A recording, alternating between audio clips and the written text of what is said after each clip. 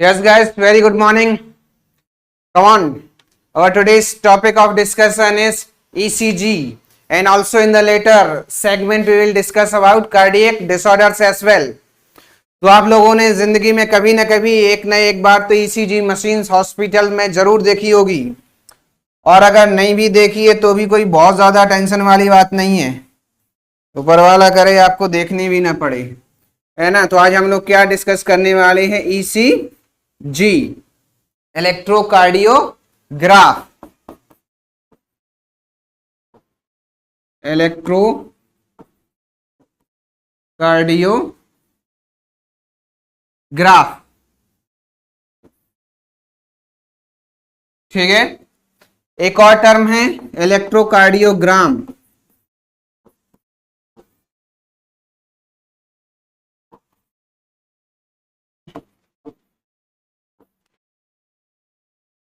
Clear? अब नाम सुन के आपको लग रहा होगा कि जो हम हॉस्पिटल्स में वो मशीन देखते हैं जिसमें कुछ इस तरीके की लाइनिंग्स जाती हैं, पिप पिप पिप पिप पी, इस तरीके की आवाज आती है कि नहीं? As the individual, as the patient goes under cardiac arrest, ये जो लाइन होती है, ये जो ग्राफिकल लाइन होती है वो कैसी हो जाती है? पी, स्ट्रेट लाइन हो जाती है ना। तो इस टाइप का कुछ रिप्रेजेंटेशन, ग्राफिकल रिप्रेजेंटेशन आपने जरूर देखा होगा हॉस्पिटल्स में। नाम से फुल फॉर्म ईसीजी की अगर अपन बात करें तो दोनों ही चीजें आ रही, इलेक्ट्रोकार्डियोग्राफ एंड इलेक्ट्रोकार्डियोग्राम। लेकिन आपको ध्यान रखना पड़ेगा, यहां पे जो ग्राफ है वो ग्राफ नहीं है, वो ग्राम है, और जो ग्राम है वो ग्राम नहीं है, वही ग्राफ है। समझ रहे हो ना? नहीं समझ रहे हैं सर, कोई बात नहीं, मैं समझा। देखो, जो ग्राफिकल रिप्रेजेंटेशन हम पढ़ते हैं, ग्राफिकल रिप्रेजेंटेशन देखते हैं, है ना, उस ग्राफ को हम बोलते हैं इलेक्ट्रोकार्डियोग्राम। उसको क्या बोलते हैं अपन? इलेक्ट्रोकार्डियोग्राम। और जो मशीन है, जो इंस्ट्रूमेंट है, उसको हम क्या बोलते हैं? इलेक्ट्रोकार्डियोग्राफ। ग्राफ वर्ड भले ही यहां आ रहा है, लेकिन यहां आपको कंफ्यूज नहीं होना है, ये ग्राफ नहीं है, ये मशीन है। इलेक्ट्रोकार्डियोग्राफ क्या है? ये it is a machine. It is a machine in which we obtain electrocardiogram, है ना। इलेक्ट्रोकार्डियोग्राफ क्या है? एक मशीन है। फर्स्ट टाइम जो ईसीजी ऑब्जर्व किया था, फर्स्ट टाइम जो साइंटिस्ट ने ईसीजी को ऑब्जर्व किया था, रिकॉर्ड किया था, उनका नाम था विलियम आइंथोवेन।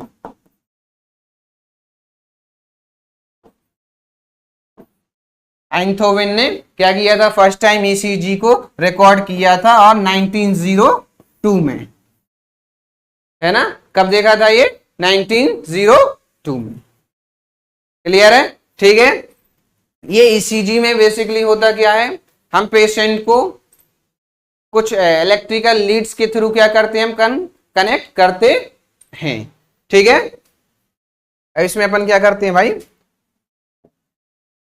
कुछ लीड्स के थ्रू अपन कनेक्ट करते हैं। पहले तो अगर अपन डेफिनेशन की बात करें, एक्सप्लेनेशन की बात करें, व्हाट इज ईसीजी? ईसीजी को बोलते हैं it is a graphical representation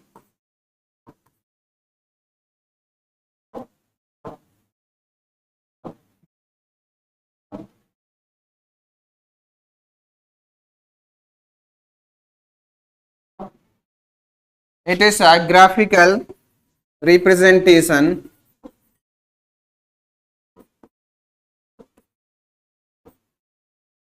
of electrical activity of our heart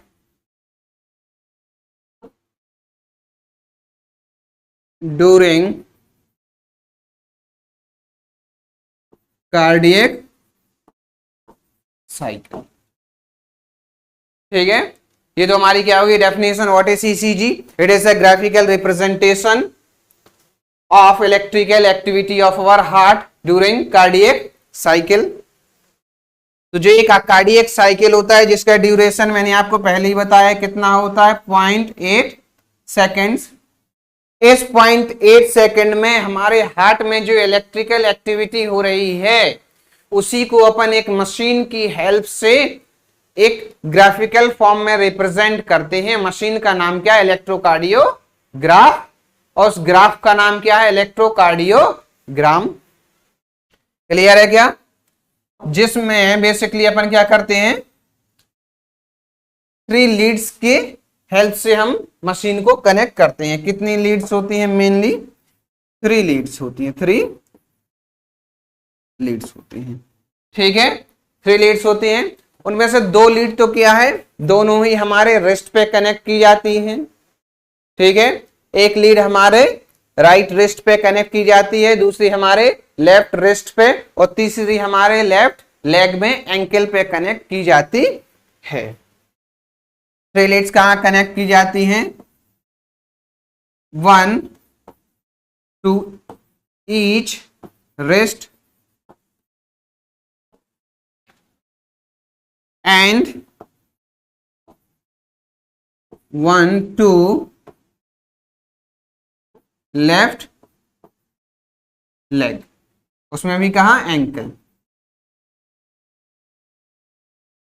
clear है क्या? ठीक है, तो हम ये 3 लीड्स की हेल्प से हम उस मशीन को कनेक्ट करते हैं। एक एक तो दोनों ही हाथों पे और एक हमारे लेफ्ट एंकल पे कनेक्ट की जाती है। एक स्टैंडर्ड ईसीजी की बात करें, अगर हम डिटेल ईसीजी लेना है, अगर डिटेल एक्सप्लेनेशन देखना हो हमको, तो मल्टीपल लीड्स चेस्ट रीजन में भी कनेक्ट की जाती हैं। लेकिन हमारे एनसीईआरटी ने बहुत ज्यादा डिटेल में तो नहीं, एक लाइन ही लिखी है डिटेल स्टडी की, तो मल्टीपल लीड्स के बारे में बताया है। मेनली जो हम फोकस करेंगे that is only about 3 leads. 1 lead is connected to each of the wrist and the other one एक लेफ्ट लेग के एंकल पे कनेक्ट किया जाता है। ठीक है, क्लियर? अब राइट रिस्ट पे एक लीड कनेक्ट कर दिया, लेफ्ट रिस्ट पे एक लीड कनेक्ट कर दिया, क्योंकि हमारा हार्ट लेफ्ट साइड में टिल्टेड होता है, इसीलिए लेफ्ट एंकल पे भी क्या कर दिया, एक लीड को कनेक्ट कर दिया। ठीक है, जब इनको अपन कनेक्ट करेंगे तो आपको कुछ ऐसा एक स्ट्रक्चर देखने को मिल जाएगा। कुछ एक ऐसा स्ट्रक्चर ट्राइंगल शेप बन रहा है कि नहीं बन रहा है ना?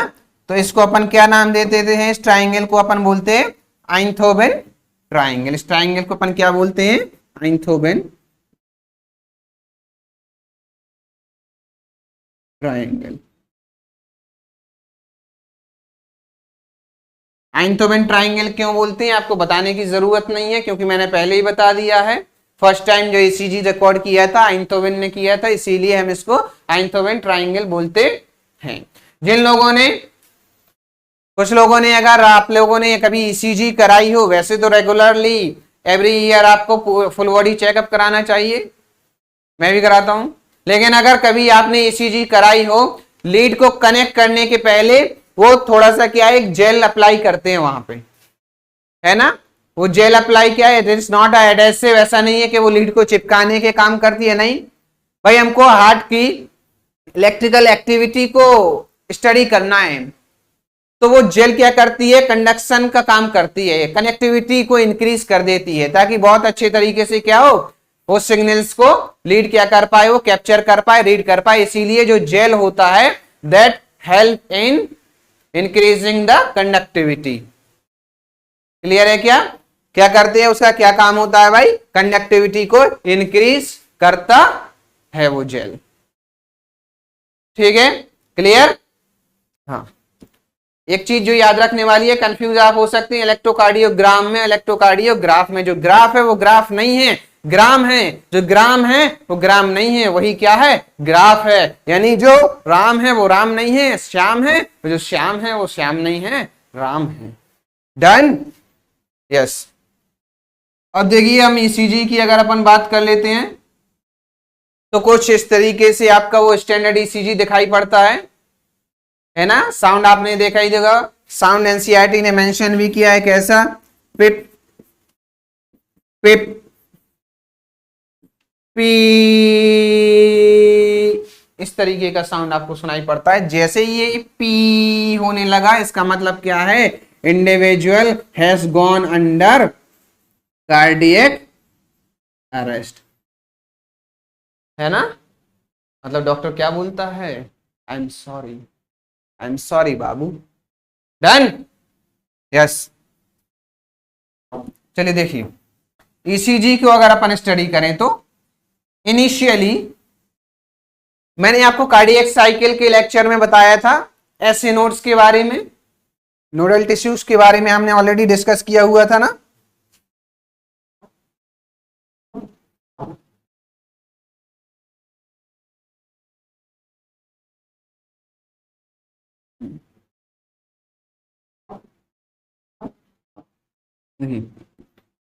यहां पे हमको एक नोडल टिश्यू देखने को मिला था जिसको हम क्या बोल रहे थे, एस ए नोड। ये क्या करा रहा था, इंपल्स को जनरेट करा रहा था, इंपल्स को इनिशिएट करा रहा था। वह इसकी इंपल्स अपन ने देखी थी 72 बीट्स पर मिनट। यहां से जैसे इंपल्स जनरेशन होगा ये पूरे एट्रिया को डीपोलराइज करना स्टार्ट कर देगा, यहां पे सिग्नल देगा और एट्रिया का क्या होने लगेगा, डीपोलराइजेशन। एट्रिया का डीपोलराइजेशन होगा जिसकी वजह से हमको पहली वेव मिलती है जिसको हम लोग क्या बोल रहे हैं, पी वेव। तो what does it represent, P wave हमको क्या रिप्रेजेंट करती है, पी वेव रिप्रेजेंट करती है एट्रियल डीपोलराइजेशन।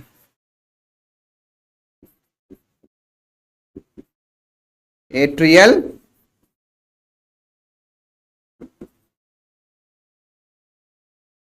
डीपोलराइजेशन को, पी वेव हमको क्या बताती है भाई, एट्रियल डीपोलराइजेशन। और जैसे ही डीपोलराइजेशन स्टार्ट होगा it will lead to, it will lead to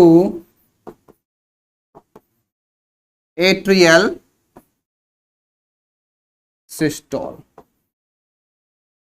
भाई यहां से क्या स्टार्ट हो जाएगा फिर, अब एट्रियल सिस्टोल, यानी एट्रिया क्या करेगी, कॉन्ट्रैक्ट करेंगी। देन ठीक है, यहां से एट्रिया हमारा क्या करेगी भाई, कॉन्ट्रैक्ट करेगी। अब एट्रिया के बाद ये ऐसे नोड के बाद एक दूसरा नोड था हमारे पास इस कॉर्नर पे जिसको हमने क्या बोला था, एवी नोड।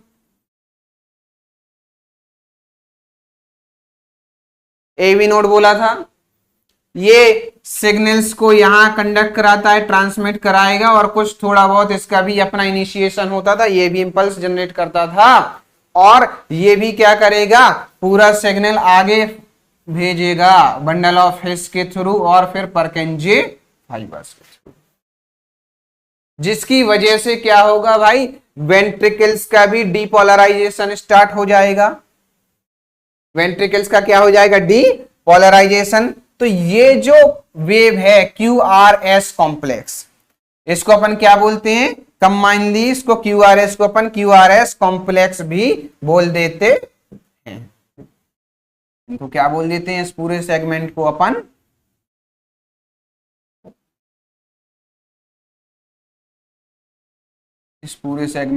बोल देते हैं क्या, QRS कॉम्प्लेक्स। ये क्या रिप्रेजेंट करता है, ये रिप्रेजेंट करता है वेंट्रिकुलर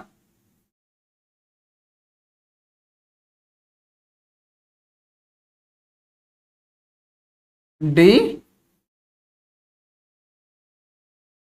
वेंट्रिकुलर डीपोलराइजेशन। यहां से वेंट्रिकल का डीपोलराइजेशन स्टार्ट होगा, ठीक है। उसके बाद क्या होगा, ventricle systole, it will lead to, it will lead to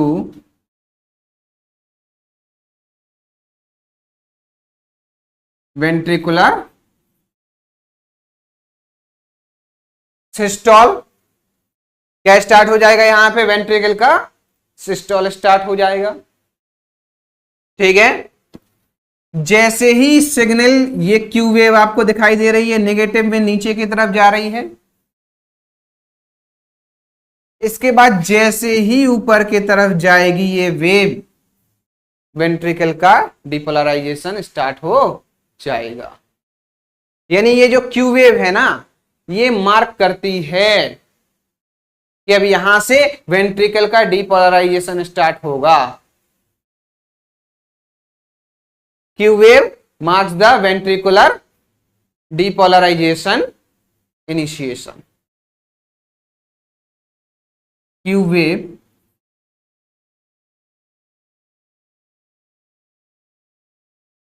initiate the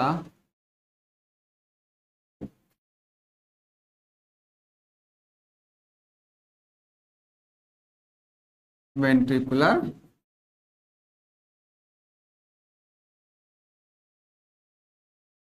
depolarization,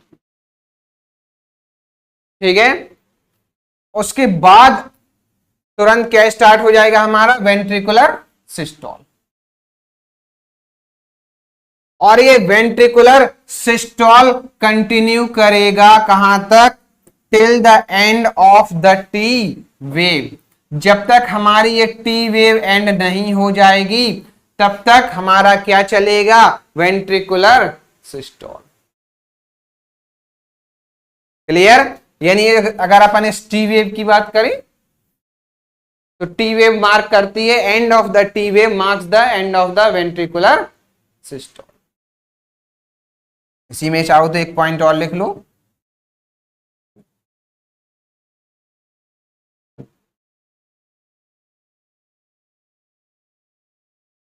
and of the T wave marks the end of ventricular systole.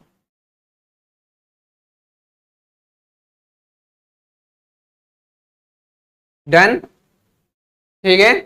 तो ये कहां तक चलेगा, टी वेव के एंड तक चलेगा। उसके बाद एट द सेम टाइम जब हमारा वेंट्रिकल कॉन्ट्रैक्ट करेगा, जब हमारा क्या करेगा, वेंट्रिकल कॉन्ट्रैक्ट करेगा, उसी टाइम हमारा एट्रिया क्या करने लगता है, रिलैक्स भी करने लगता है, जैसा कि हम लोग ऑलरेडी कार्डियक साइकिल में डिस्कस कर चुके हैं। लेकिन वेंट्रिकुलर कॉन्ट्रैक्शन की, वेंट्रिकुलर सिस्टोल की जो इंटेंसिटी है वो इतनी ज्यादा होती है कि इसकी इंटेंसिटी के चक्कर में इसके पीछे, इसके ऊपर जो एट्रिया रिलैक्स कर रहे हैं, एट्रियम डायस्टॉल कर रहे हैं, उसकी वेव कैप्चर नहीं होती है। उसकी वेव क्या नहीं होती है, कैप्चर नहीं होती। डन। अब ये तो एक्टिविटीज जो हमारे हार्ट में हो रही हैं, हमने बाद में लीड लगा के उसको स्टडी किया है। वैसा तो है नहीं कि हर एक इवेंट को हमको पता है और हम हर एक इवेंट की वेव बनाएंगे हाथ से बैठ के, नहीं। ये तो हमने ग्राफिकल रिप्रेजेंटेशन में ऑब्जर्व किया है। यस और नो, ठीक है। हमारे पास नेक्स्ट है ये T wave.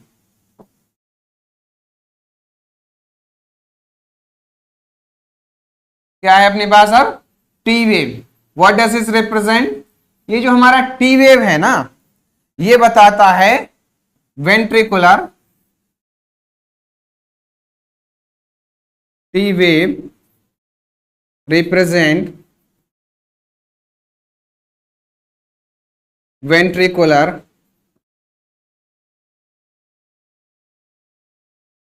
Repolarisation.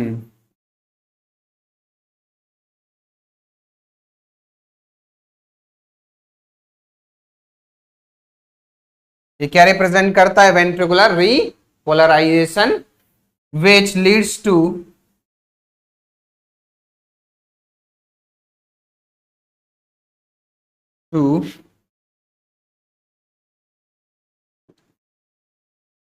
Ventricular diastole. Repolarisation, आर से रीपोलराइजेशन, आर से रिलैक्स होता है अपना वेंट्रिकल। ठीक है, तो ये टी वेव हमको क्या दिखाता है कि भाई यहां से सिग्नल स्टार्ट हो गया है। सिग्नल क्या हो गया? यहां से स्टार्ट हो गया है। किस चीज का सिग्नल? रीपोलराइजेशन का। अभी यहां पे रिलैक्स नहीं करेगा, क्योंकि इसके पहले वाले सेगमेंट में मैंने आपको बता दिया है कि and of the T wave, and of the T wave mark the end of the ventricular systole. यानी यहां तक तो हमारा वेंट्रिकुलर सिस्टोल ही चल रहा है। सिग्नल टी वेव से जरूर स्टार्ट हो गया है। टी वेव रिप्रेजेंट जरूर करता है वेंट्रिकुलर रीपोलराइजेशन को, लेकिन रिलैक्सेशन का जो पार्ट है वो इसके बाद स्टार्ट होता है। रिलैक्सेशन का जो पार्ट है वो इसके बाद स्टार्ट होता है। डन?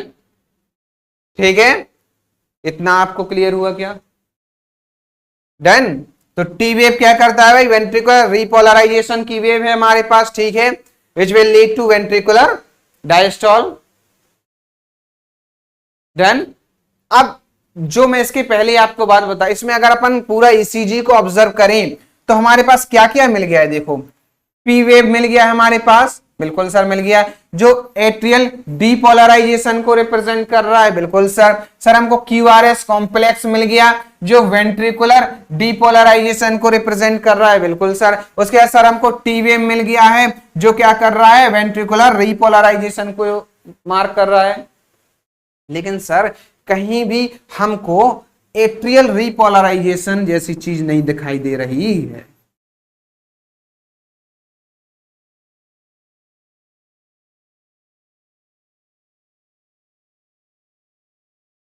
एट्रियल रीपोलराइजेशन जैसी हमको कोई भी चीज नहीं दिखाई दे रही है।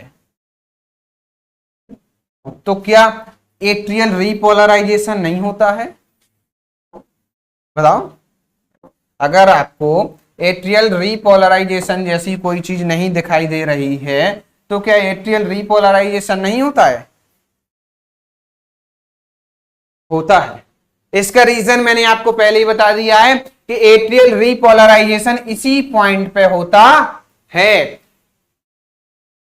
जिस टाइम पे हमारा वेंट्रिकल क्या कर रहा होता है? डीपोलराइज कर रहा होता है, जिसकी वजह से ये वेव इसी के पीछे छुप जाती है। इस heavy wave, heavy intensity wave की वजह से हमको एट्रियल रीपोलराइजेशन की कोई वेव कैप्चर नहीं होती है। डन? यस। अब अगर अपन टाइम ड्यूरेशन की बात करें, कार्डियक साइकिल ऑलरेडी मैंने आपको बताया हुआ है।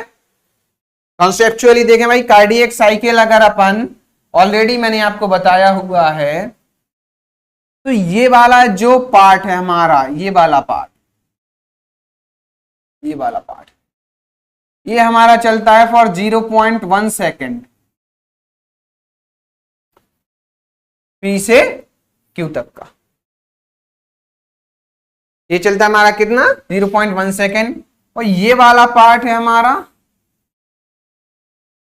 ये रन करता है फॉर 0.3 सेकेंड्स के लिए। डन? इसके बाद जो हमारा पार्ट है, ये देखो फिर से हमारी यही वेव रिपीट होने लगी है, पी वेव।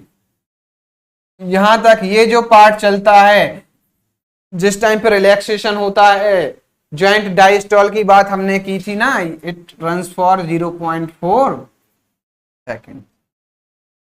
क्या हमारा 0.8 सेकेंड कंप्लीट हो गया? 0.4, 0.3 और 0.1 सर हो गया। अब एक और चीज आपको मैं बहुत जोरदार बता देता हूं। ये कार्डियक साइकिल हम पहले डिस्कस कर चुके थे। जी सर आप ठीक कह रहे हैं, हम ये पहले डिस्कस कर चुके थे। इसमें 0.4 सेकेंड, भाई इसमें 0.4 सेकेंड की तो अपन पहले ही बात कर चुके थे सर। 0.4 सेकेंड आपने बताया था ज्वाइंट डायस्टॉल होता है, ठीक है।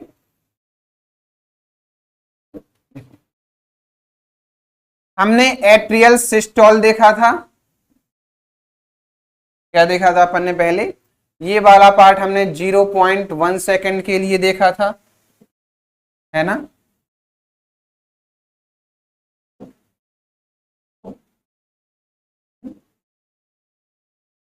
ये वाला पार्ट हमने 0.1 सेकेंड के लिए देखा था, ये 0.3 सेकेंड के लिए 0.4 सेकेंड। यहां से आप देखो P, ठीक है सर P, ये हमारा हो गया QRS कॉम्प्लेक्स, ठीक है सर। ये हमारा हो गया क्या T। P से QRS तक का जो ड्यूरेशन है 0.1 सेकेंड, P से QRS तक का जो ड्यूरेशन है 0.1 सेकेंड, QRS से T तक का जो टाइम ड्यूरेशन है 0.3 सेकेंड, QRS से T तक का जो ड्यूरेशन है 0.3 सेकेंड, आया ना। उसके बाद T से P तक का ड्यूरेशन है, T से ये हमारा फिर से क्या आ गया P, T से P तक का जो ड्यूरेशन है 0.4 सेकेंड, 0.4 सेकेंड। तो इस तरीके से हमारा 0.8 सेकेंड का कार्डियक साइकिल हमारा क्या हो जाता है भाई, कंप्लीट हो जाता है। डन, कोई दिक्कत क्या नहीं, बिल्कुल। तो इसमें किसी भी तरह की कोई दिक्कत आपको नहीं होनी चाहिए। समटाइम्स, हालांकि बहुत ज्यादा डिटेल रिक्वायर्ड नहीं है, लेकिन फिर भी मैं बता देता हूं, सुन लो आप। Sometimes due to abnormality in a heart. अच्छा एक और चीज जैसे मैं बताऊं आपको, ये जो हमने ग्राफ के बारे में स्टडी किया है, पी वेव था, ठीक है, QRS कॉम्प्लेक्स, उसके बाद हमारा टी वेव था। ये जो पी वेव है और ये टी वेव है, कई बार ये भी हमको ग्राफ में देखने को नहीं मिलती है। एक मेजर वेव जो हमारा है QRS कॉम्प्लेक्स, QRS कॉम्प्लेक्स है, ये हमको हमेशा देखने को मिलता है। इसीलिए जो QRS कॉम्प्लेक्स का नंबर है ना, इसको अगर अपन काउंट करेंगे तो हमारा हार्ट बीट रेट मिल जाएगा किसी भी पेशेंट का, किसी भी इंडिविजुअल। भाई QRS कॉम्प्लेक्स जो नंबर होता है that is equal to heart beat rate of a patient. किसी भी पेशेंट का क्या होता है, वो हार्ट बीट रेट होता है। डन।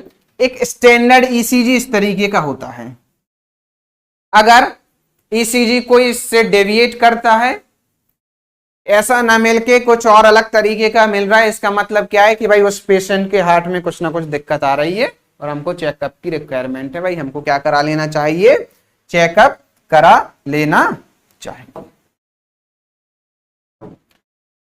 डन, ठीक है। देखो अब अगर अपन पेश में कुछ स्पेसिफिक कंडीशंस हैं,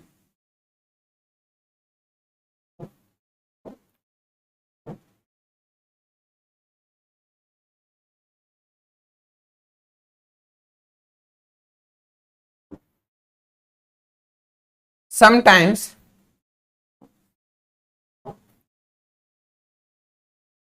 if ऐसे नोड स्टॉप फंक्शनिंग, जब कभी अगर ऐसे नोड ने काम करना बंद कर दिया, ऐसे नोड ने अगर काम करना बंद कर दिया, तो क्या ये एट्रियम को कोई सिग्नल दे पाएगा क्या?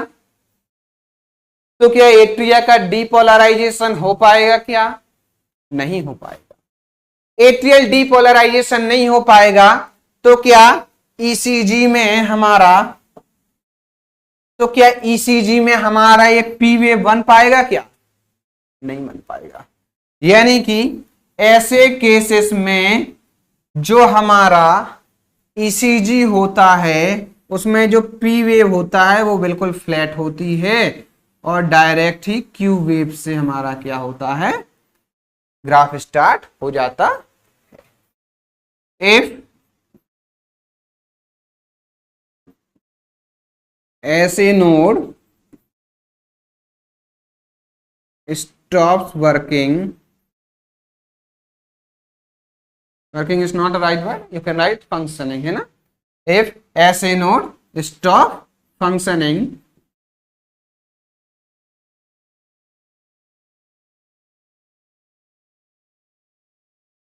then p wave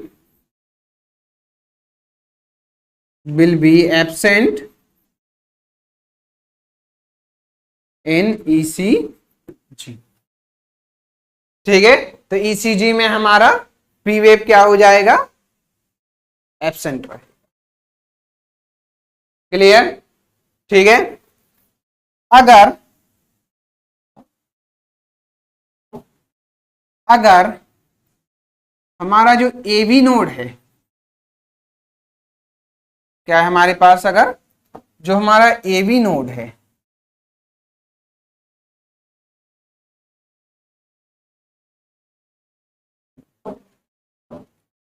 if AB node stop functioning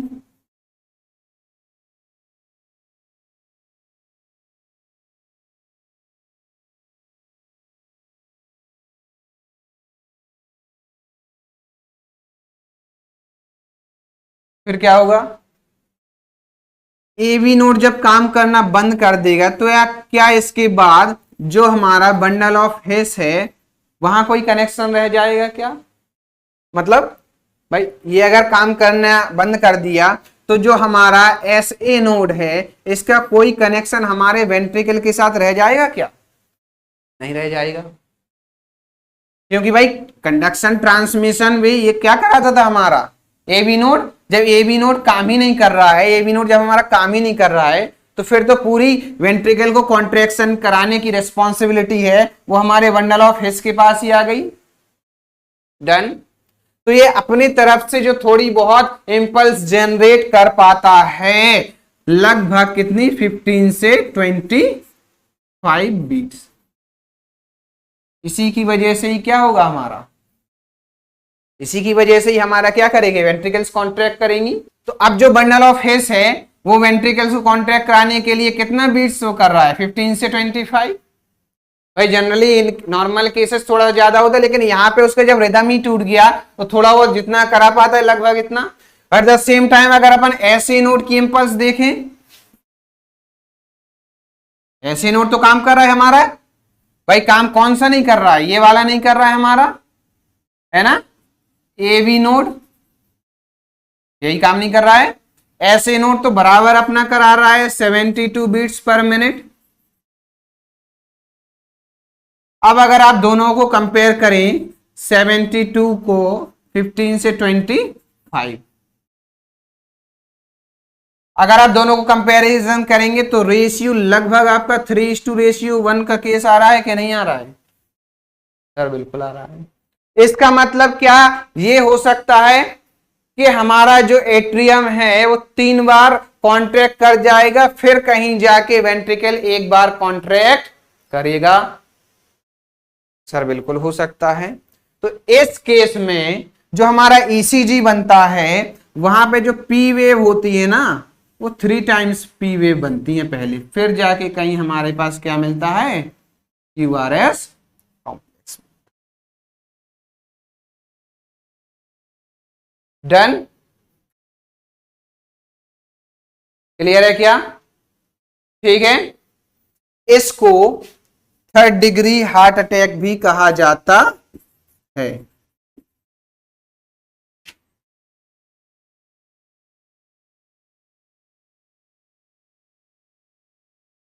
इसको क्या कहा जाता है, 3rd डिग्री हार्ट अटैक भी कहा जाता है। और एक और नाम दिया जाता है इसको वेंट्रिकुलर एस्केप, वेंट्रिकुलर एस्केप। ठीक है, डन। एक और नाम इसको दिया जाता है स्टोक एडम्स सिंड्रोम।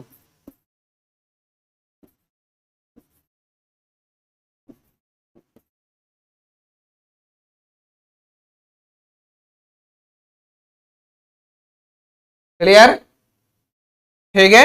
और इसको वेंट्रिकुलर एस्केप भी कहा जाता। क्यों कहा जाता है? क्योंकि वेंट्रिकल्स क्या हो गए हैं, एस्केप कर गए हैं। It is not under the control of ऐसे नोड। ये भी कह सकते हैं, या फिर आप ऐसे भी कह सकते हैं कि एक बार एट्रियम कॉन्ट्रैक्ट करने के बाद वेंट्रिकल कॉन्ट्रैक्ट करता था, फिर एट्रिया, फिर वेंट्रिकल कॉन्ट्रैक्ट करता था। लेकिन यहां पे एट्रिया कॉन्ट्रैक्ट किया, वेंट्रिकल का कॉन्ट्रैक्शन नहीं हुआ, एस्केप कर गया, फिर से एट्रिया, फिर एस्केप कर गया। समझ रहे? तो कुछ इस तरीके का आपको 3 पी वेव देखने को मिल जाती है। यानी 3 टाइम्स क्या होगा, पी वेव होगा, जब जाके एक बार क्या होगा, वेंट्रिकल्स का कॉन्ट्रैक्शन होगा। क्लियर, ठीक है। अब एक और चीज, जैसे ईसीजी में अगर अपन बात करें, पी वेव बना हमारा, ठीक है। कार्डियक डिफेक्ट्स हैं। कैसे? अगर अपन ईसीजी को देख के अगर अपन को पहचानना हो, 2 टर्म आते हैं, कार्डियक इस्चीमिया, है ना, मायोकार्डियक इस्चीमिया, या फिर मायोकार्डियल इन्फार्क्शन। उसमें क्या होता है हमारे पास, देखो ये पी वेव हो गया, क्यूआरएस कॉम्प्लेक्स हो गया, उसके बाद जो हमारा ये टी वेव होता है ना, हमारा पी हो गया, क्यू हो गया, आर हो गया, ये एस हो गया, और ये टी। तो ये जो एस टी सेगमेंट है ना, ये वाला जो एस टी सेगमेंट है ना, ये डिप्रेस हो जाता है। एस टी सेगमेंट क्या हो जाता है,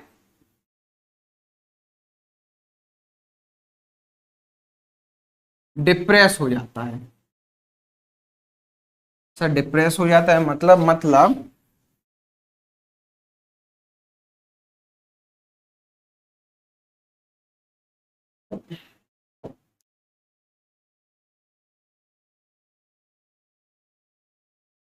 मतलब कुछ इस तरीके से आपको दिखाई देगा।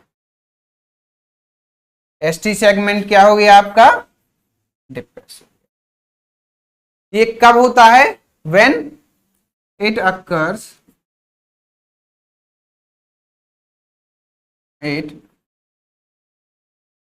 occurs when enough oxygen is not reaching to cardiac tissue। भैया हार्ट टिश्यू कार्डियक टिश्यू तक एप्रोप्रिएट अमाउंट में ब्लड सप्लाई नहीं होती है, ऑक्सीजन नहीं पहुंचती है, तो ये एसटी सेगमेंट क्या हो जाता है, डिप्रेस हो जाता है। और इस कंडीशन को हम बोलते हैं myocardial ischaemia. Myocardial ischaemia, done. अब जब ये मायोकार्डियल इस्चीमिया लॉन्ग टर्म तक चलता रहता है, लंबे समय तक कार्डियक टिश्यू को, हार्ट टिश्यू को ऑक्सीजन नहीं मिल रही है, तो हार्ट टिश्यू क्या होने लगेगा, डैमेज होने लगेगा। डैमेज होने लगेगा तो वैसे केस में क्या होगा,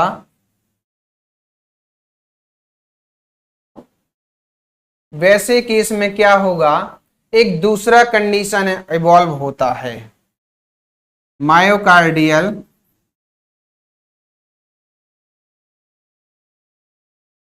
infarction.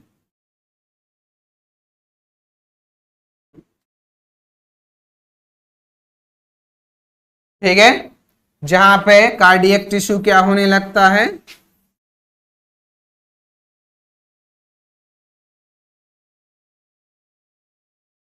Gets damage. Cardiac tissue क्या होने लगेगा, डैमेज होने लगेगा, और इस केस में जो एसटी सेगमेंट है वो एलिवेटेड हो जाएगा। हमको ईसीजी में क्या दिखाई देगा, ST segment gets elevated, ST segments get elevated, यानी कुछ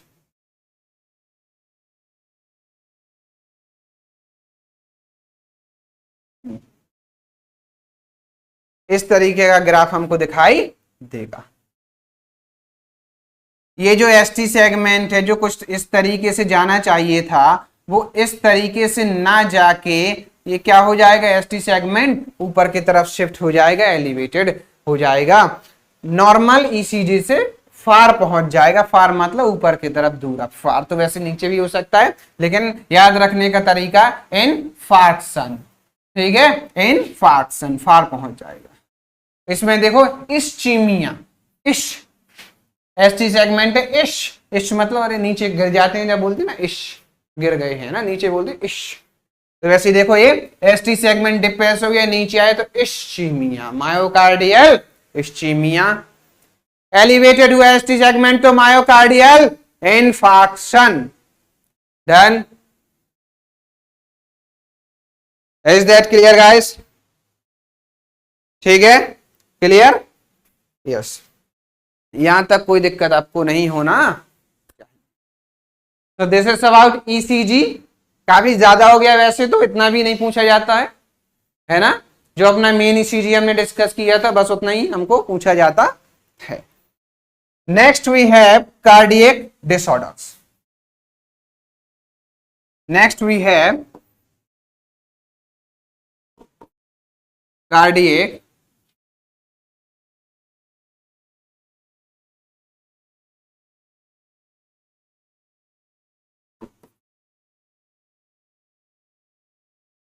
डिसऑर्डर्स, जिसमें हमारा फर्स्ट है हाइपरटेंशन। हाइपरटेंशन, ठीक है, जिसको आप लोग हाई ब्लड प्रेशर के नाम से जानते, high BP, high blood pressure के नाम से भी आप जानते हैं। अब हाई ब्लड प्रेशर आया तो थोड़ा सा मैं आपको ब्लड प्रेशर के बारे में बता दूं। What is blood pressure? हमारा जो ब्लड प्रेशर ब्लड वेसल्स में फ्लो करता है, हमारा जो ब्लड होता है ना वो ब्लड वेसल्स में फ्लो करता है। फ्लो करने के टाइम पे वो ब्लड, ये जो ब्लड वेसल्स है ना, ये ब्लड वेसल्स है, इसकी वॉल्स पे कितना प्रेशर एक्सर्ट कर रहे हैं। ये जो ब्लड है ये हमारे ब्लड वेसल्स की वॉल पे कितना प्रेशर, इस दीवारों पे कितना प्रेशर एक्सर्ट कर रहे हैं, that is called blood pressure. What is blood pressure? Pressure exerted by blood on the walls of blood vessels, उसी को हम क्या बोलते हैं? Blood pressure. इसी को क्या बोलते हैं अपन? ब्लड प्रेशर, ठीक है। अब ब्लड प्रेशर हाई कब हो जाता है? ब्लड प्रेशर की जो नॉर्मल वैल्यू होती है, जो नॉर्मल बीपी होता है, that is systolic upon diastolic, कितना होता है? 120 upon 80 mm of mercury, 120 upon 80 mm of mercury, ठीक है। हाई ब्लड प्रेशर, हाइपरटेंशन अपन किस केस में बोलते हैं? अगर हमारे जो ब्लड वेसल्स हैं, ये जो हमारी ब्लड वेसल्स है ना, हाँ सर बिल्कुल हैं, ये ब्लड वेसल्स हैं हमारी। अगर यहाँ पे मान लो प्लेक इकट्ठा हो गया, क्या इकट्ठा हो गया? प्लेक इकट्ठा,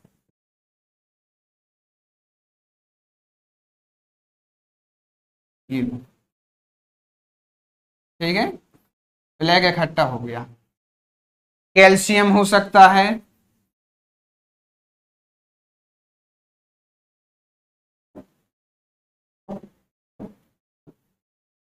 क्या क्या हो सकता है? कैल्शियम हो सकता है, फैट हो सकता है, कोलेस्ट्रॉल, है ना, या फिर कुछ फैट टिश्यूज हो सकते हैं। अगर ये हमारी ब्लड वेसल्स में एक्यूमुलेट हो गए जिसकी वजह से इसका जो ल्यूमेन है वो नैरो हो गया, ल्यूमेन क्या हो गया? नैरो हो गया। जब पाइप पतला हो जाएगा तो प्रेशर बढ़ेगा ब्लड का कि नहीं बढ़ेगा? भाई गार्डन में हम ऐसे पानी डालते हैं पौधों को, और कोई पौधा अगर दूर हो जाता है, हमको वहां तक नहीं जाना होता है, तो हम उस पाइप को प्रेस करते हैं कि नहीं करते हैं, दबाते हैं कि नहीं दबाते हैं, तो पानी और दूर तक जाता है कि नहीं जाता है? सर बिल्कुल जाता है। अब जब हम वो प्रेस करते हैं तो हम क्या कर रहे होते हैं? उसके ल्यूमेन को तो कम कर रहे होते हैं, पाइप के ल्यूमेन को, है ना। तो पाइप के ल्यूमेन को जैसे ही हमने कम किया उसका प्रेशर बढ़ गया। तो जैसे ही ये ल्यूमेन नैरो होने लगता है, ब्लड प्रेशर क्या होने लगता है? बढ़ने लगता है, और ब्लड प्रेशर राइज कर जाता है। कितना? 130/90। अगर इतना इक्वल टू या इससे ग्रेटर है अगर ब्लड प्रेशर, तो हम बोलेंगे हाई ब्लड प्रेशर है, यानी हाइपर टेंशन है, हाइपर टेंशन। इसी के साथ एक और टर्म आता है हाइपोटेंशन। हाइपोटेंशन को हम लो ब्लड प्रेशर भी बोलते हैं। इसमें जो हमारी नॉर्मल वैल्यू है 120/80, इससे कम होने लगता है। इससे क्या होने लगता है? कम होने लगता है, यानी 110/70, या तो इसके इक्वल या फिर इससे कम ब्लड प्रेशर होता है, तो हम बोलेंगे क्या है भाई? हाइपोटेंशन है, यानी लो बीपी की दिक्कत है। सर अगर हमारा मान लेते हैं ये दोनों वैल्यू है, ये सिस्टोलिक प्रेशर तो मान लेते हैं, ठीक है, आपने बोला 130, हमने कहा ठीक है सर 130 हो गया। अगर सर ये डायस्टोलिक प्रेशर कम हो गई तो इसको क्या बोलेंगे? ऊपर से तो सर देखने में क्या लग रहा है?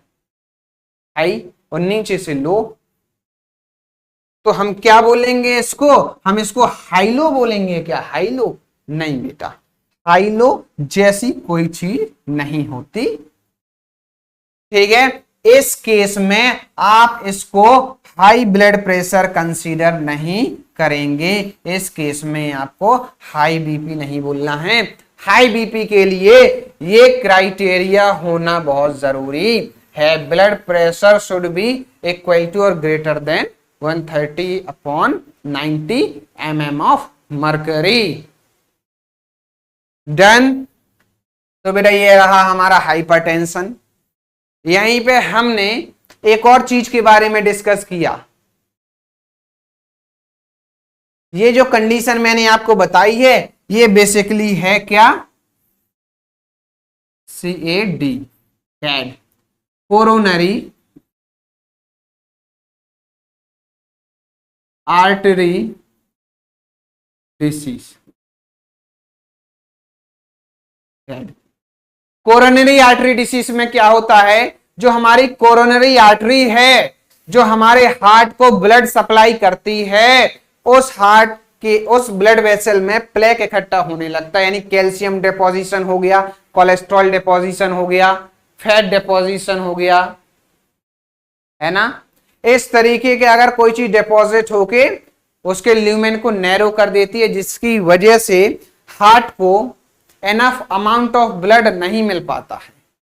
अब एनफ अमाउंट ऑफ ब्लड नहीं मिल पाता है तो उसको हम क्या बोलते हैं? कोरोनरी आर्टरियो डिसीज, या फिर इसी को एथेरोस्क्लेरोसिस भी बोलते हैं, या फिर इसी को क्या बोलने लगते हैं? या तो हम CAD बोलते हैं, कोरोनरी आर्टरी डिसीज, या फिर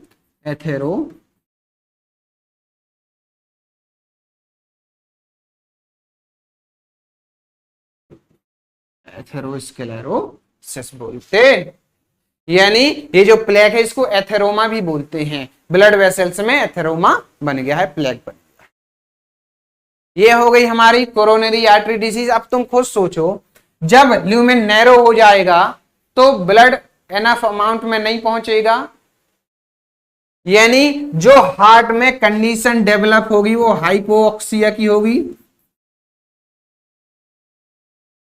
हाइपोक्सिया मतलब O2 क्या हो जाएगी, डेफिशिएंसी हो जाएगी। जब ब्लड को यानी हार्ट को इनफ अमाउंट में ऑक्सीजन नहीं मिलेगी तो इस केस में हार्ट में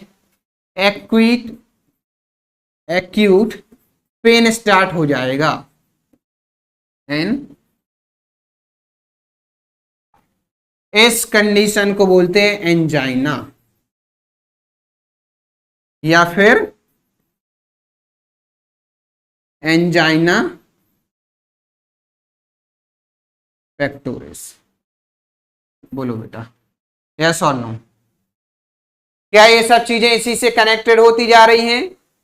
भाई ल्यूमेन नैरो हो गया, कोरोनरी आर्टरी डिसीज सीएडी, ठीक है। उसके बाद क्या होगा, ब्लड सप्लाई इनफ नहीं पहुंची तो एक्यूट चेस्ट पेन स्टार्ट हो गया, एक्यूट पेन इन हार्ट यानी एक्यूट चेस्ट पेन, है ना, चेस्ट पेन एक ही बात है, हार्ट में पेन होगा तो चेस्ट में पेन होगा।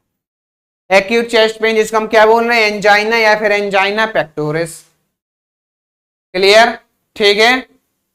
अब जब ये एंजाइना की कंडीशन बनी रहेगी यानी हार्ट में एनफ अमाउंट ऑफ ऑक्सीजन नहीं पहुंचेगी तो धीरे धीरे क्या होगा, धीरे धीरे क्या होगा, ये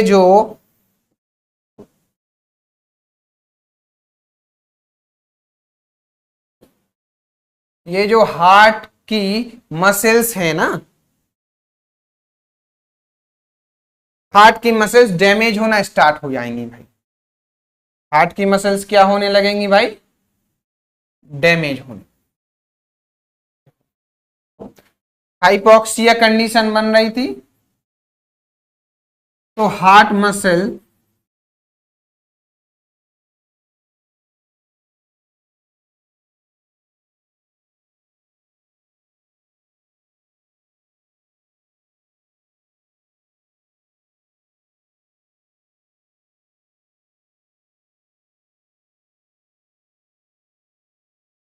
हार्ट मसल्स क्या हो जाएगी भैया, डैमेज होने लगेगी।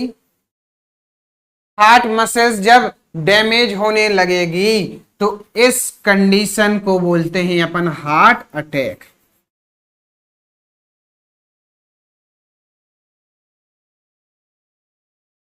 एक नया कार्डियक डिसऑर्डर इवॉल्व हो गया हमारे पास जिसको अपन क्या बोल रहे हैं, हार्ट अटैक, जिसमें ऑक्सीजन की डिमांड पूरी ना होने की वजह से, ऑक्सीजन की कमी होने की वजह से जो कार्डियक टिश्यू था वो डैमेज होने लगता है, डेड होने लगता है, जिसको अपन बोलेंगे क्या भैया, हार्ट अटैक।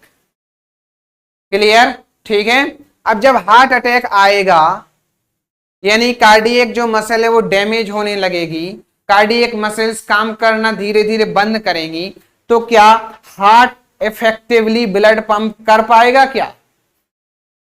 इस केस में भाई ऐसा रिजल्ट क्या होगा,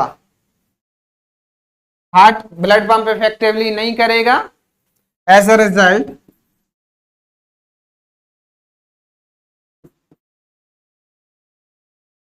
heart fails to pump blood effectively to meet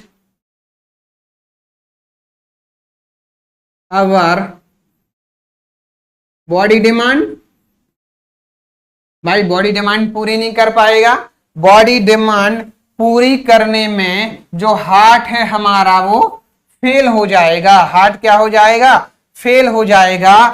then this condition is called heart failure. इस कंडीशन को अपन क्या बोल रहे हैं, हार्ट फेलियर, नया कार्डियक डिसऑर्डर आ गया आपके पास, हार्ट फेलियर, यानी हार्ट फेल हो जाएगा अपना काम करने में। जो उसका स्ट्रोक वॉल्यूम है 70 ml पर कार्डियक साइकिल, जो उसको हार्ट पंप करना था उतना पंप नहीं कर पाएगा, तो बॉडी डिमांड पूरी नहीं हो पाएगी, हार्ट अपना काम करने में फेल हो गया। Remember that heart does not stop beating here, यहां पे हार्ट काम करना पूरी तरह से बंद नहीं करता है, बस जितना काम उसको करना चाहिए था उतना काम वो नहीं कर पाता है। आप फेल हो गए हैं, that does not mean you have scored 0 marks. Fail होने का मतलब क्या भाई, जो आपका क्राइटेरिया था मिनिमम 33.33%, उतना स्कोर आपने नहीं किया है। 20 मार्क्स आ सकते हैं, 25 आ सकते हैं, दैट डज नॉट मीन आपके 0 मार्क आए, समझ रहे हो। तो यहां पे हार्ट फेल हुआ है, हार्ट स्टॉप नहीं हुआ। क्लियर, ठीक है। ये कंडीशन अगर अपन ध्यान से देखें भाई, कंटिन्यूअसली हार्ट फेल हो जा रहा है, बहुत मेहनत करेगा लेकिन नहीं, धीरे धीरे हार्ट अटैक, भाई इनफ ऑक्सीजन नहीं पहुंच रही थी, कार्डियक टिश्यू जो था वो डैमेज होने लगेगा पूरी तरह से। जब कार्डियक टिश्यू कंप्लीटली डैमेज हो जाएगा, भाई कार्डियक टिश्यू का क्या हो जाएगा, कार्डियक टिश्यू जब कंप्लीटली डैमेज हो जाएगा धीरे धीरे, तो पूरी तरह से हार्ट क्या कर जाएगा, स्टॉप कर देगा बीट करना। सडनली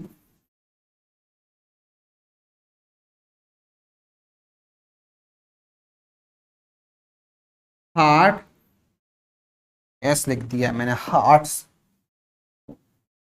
कितने दिल हैं भाई, एक ही है ना सर, मेरा एक तो टूट गया था, मेरे पास तो बहुत, 2 है ना।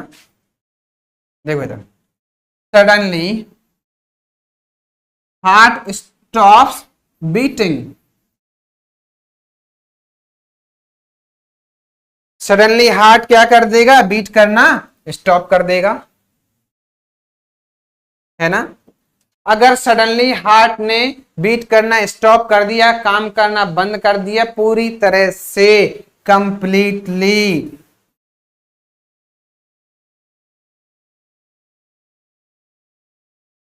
This condition is called cardiac arrest.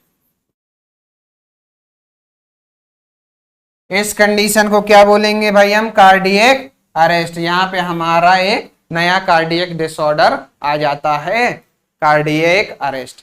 Cardiac arrest में क्या होता है कि हार्ट हमारा बिल्कुल टोटली फंक्शन करना बंद कर देता है, cardiac arrest. There is a difference between heart attack and cardiac arrest. Heart attack cardiac arrest में अंतर है, हार्ट फेलियर में अंतर है, हार्ट फेल कर जाना, कार्डियक अरेस्ट अलग बात है। कार्डियक अरेस्ट जब होता है ना, पेशेंट मर जाता है ना, पी बोल जाता है, क्या बोल जाता है, पी बोल जाता है। सर पी बोल जाता है, बताया ना अभी, पेप पेप पी, यानी ये लाइन हमारी ऐसे स्ट्रेट हो जाएगी, तो इसका मतलब क्या है कि पेशेंट को क्या हो गया है, कार्डियक अरेस्ट हो गया है, पेशेंट हमारा मर गया है। क्या हो गया है, मर गया। डन, क्लियर, ठीक है। अब हमने हार्ट फेलियर की बात की, तो इसके रीजन की अगर अपन बात करें भाई, सर हार्ट फेलियर के रीजन एक तो मैंने आपको बता दिया है ना, और क्या हो सकता है, इसी हार्ट फेलियर को कंजेस्टिव हार्ट फेलियर भी बोलते हैं, कंजेस्टिव हार्ट फेलियर भी बोलते। क्यों होता है, कई बार ये होता है due to congestion of lungs, due to congestion of, ठीक है, लंग्स के कंजेशन की वजह से ही आपका क्या हो जाता है, कंजेस्टिव हार्ट फेलियर हो जाता है। डन, ठीक है। अपन ने, अच्छा ये बताओ, जो हाइपरटेंशन होता है उसमें मेजरली कौन से ऑर्गन अफेक्टेड होते हैं? जो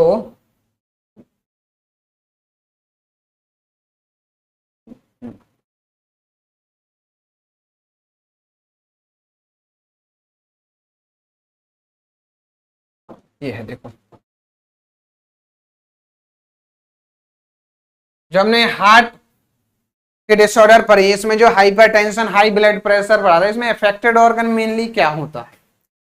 इसमें जो अफेक्टेड ऑर्गन है उसको मेनली 3 ऑर्गन अफेक्टेड होते हैं। कितने ऑर्गन अफेक्टेड होते हैं? मेनली 3 ऑर्गन अफेक्टेड होते हैं, ठीक है। मेनली 3 ऑर्गन अफेक्टेड होते हैं। आपने फ्लैट सुना होगा ना, 3 BHK का फ्लैट ले लेना है आपको इसके लिए। क्या 3 BHK का flat sir?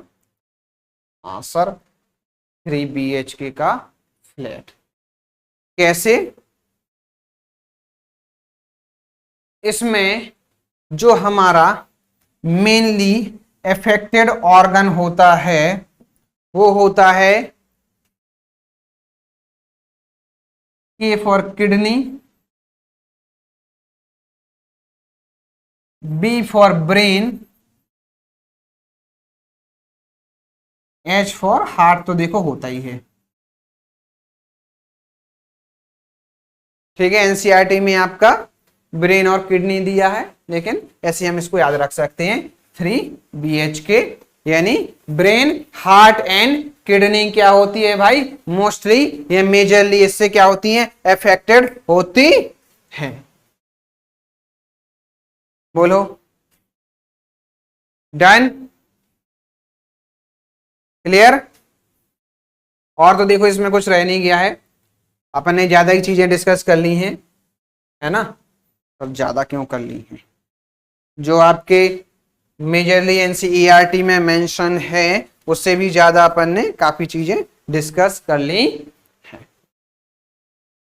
Yes guys, so that's all for today's, that's all about cardiac disorders and ECG.